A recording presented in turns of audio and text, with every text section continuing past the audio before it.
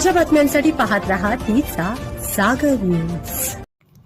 सांगलीत कृष्णेची पातळी घटली, मात्र पुराचा धोका अद्याप कायम। सांगलीतील कृष्णा नदीच्या पाणी पातळीत आज सकाळी कालच्या तुलनेत सुमारे अर्धा फूट घट झाली आहे।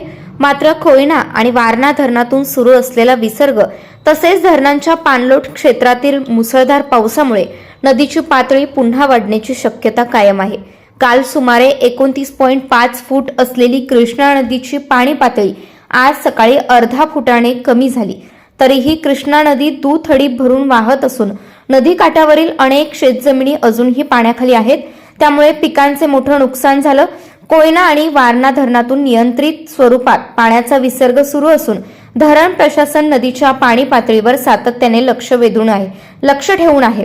सांगली जिल्ह्यासह धरणाच्या पाणलोट क्षेत्रात संततधार पाऊस सुरू असल्याने पुढील काही तासात नदीची पातळी पुन्हा वाढण्याची शक्यता। या पार्श्वभूमीवर जिल्हा प्रशासनाने नदीकाठच्या गावातील नागरिकांनी सतर्क राहावे, प्रशासनाच्या सूचनांचे पालन करावे आणि कोणत्याही अफवांवर विश्वास ठेवू नये असे आवाहन केले आहे। आणि अशाच नवनवीन घडामोडी जाणून घेण्यासाठी पाहत रहा तीचा जागर न्यूज।